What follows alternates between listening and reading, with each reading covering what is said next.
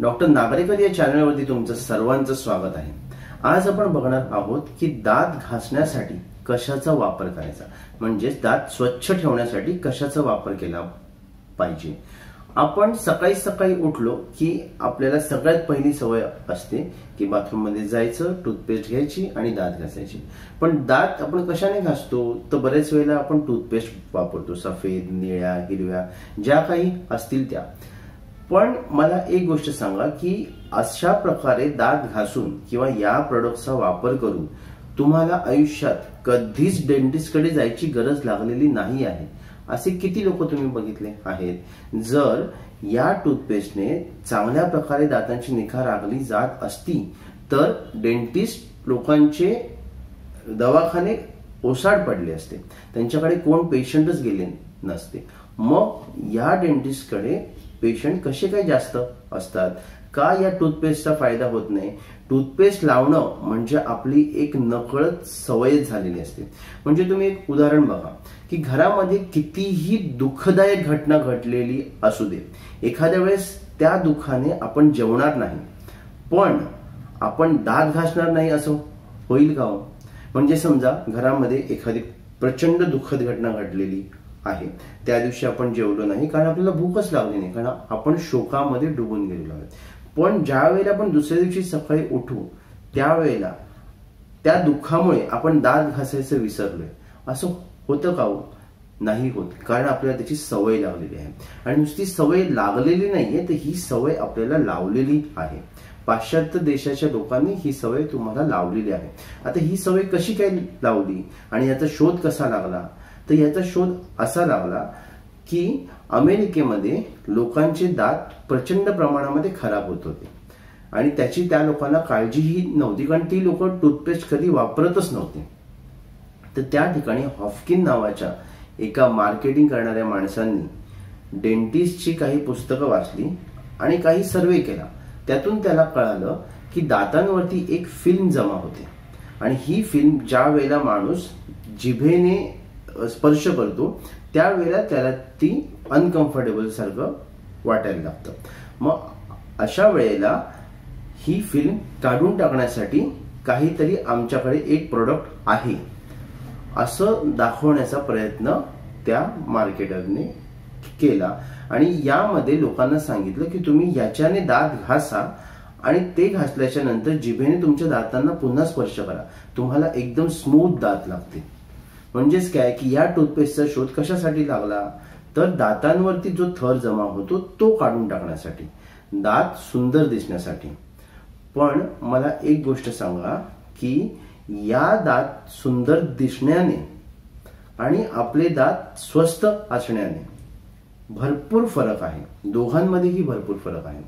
दातांमध्ये रक्तवाहिनी नसते, असली तर ती खूप आतमध्ये असते, वरती जे एनेमल असतं त्याला रक्तवाहिनी नसते, ती आतमध्ये असते, हिरड्यांमध्ये असते। तर दातांची जर मजबूती चांगली ठेवायची असेल तर तुम्हाला हिरड्यांना मजबूत करणं जास्त गरजेचं असतं। मग आता हिरड्यांना मजबूत करण्यासाठी एक तरी कंपनी अशी आहे का की जी हिरड्यांना मजबूत ठेवण्यासाठी टूथपेस्ट बनवते? प्रत्येक कंपनी दात पांढरे दिसावे, दात सुंदर दिसावे आणि तोंडाचा वास चांगला यावा यासाठी टूथपेस्ट बनवत आहेत। तर मग अशा वेळेला आपण अशा टूथपेस्ट वर्षानुवर्ष वापरत आहे तर आपल्या दातांची खरंच निगा राखली जात आहे का? तुमच्या घरामध्येच तुम्ही बघा की एखादी व्यक्ती आहे, ती लहानपणापासून आतापर्यंत दात घासत आहे आणि त्या व्यक्तीला डेंटिस्टकडे एकदाही जाण्याची गरज लागलेली नाहीये। असं असेल तर मला नक्की कळवा। आणि समजा जर तसं झालेलं असेल तर त्याचे दात हे जन्मतःच खूप सुदृढ होऊन आलेले आहेत म्हणून त्याला गरज लागलेली नाहीये, नाहीतर टूथपेस्टमुळे त्याला गरज लागलेली नाहीये असं नक्कीच नाहीये। आता आपण येऊया भारताकडे।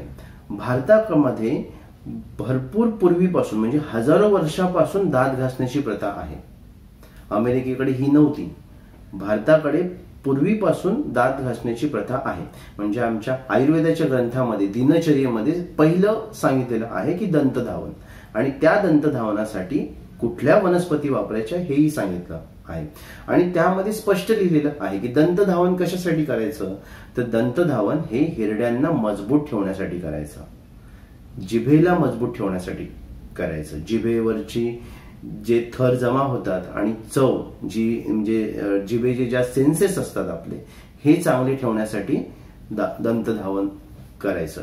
तर अशा प्रकारच्या वनस्पती त्याच्यामध्ये निवडलेल्या आहेत की ज्याच्याने दंतधावन केलं तर हिरडे, दात, जीभ, आपलं पॅलेट हे सगळं चांगल्या प्रकारे स्वस्थ राहील. तर या वनस्पती कोणत्या? तर या वनस्पती म्हणजे खदीर नावाची एक वनस्पती असते की जी सगळ्यात श्रेष्ठ सांगितलेली आहे की दातांसाठी या वनस्पतीचा वापर करा, तुमचे दात एकदम चांगले राहतील. आपण कधी गावाकडे गेलो किंवा उत्तर प्रदेशामध्ये हे जास्त बघायला मिळतं की कडुनिंबाची एक काडी घेतली जाते आणि ती चावून चावून खाल्ली जाते. ती चावून चावून खाल्ल्यामुळे त्याचा जो स्वरस निघतो तो आपल्या हिरड्यांना लागतो, जिभेला लागतो आणि आपल्या पॅलेटला पण लागतो आणि सगळीकडून तो स्वच्छ करून टाकतो. परत तिथे समजा जर काही कीड असेल तर ते कीड मारण्याचं पण काम करतं. अशा या 2 वनस्पती आहेत.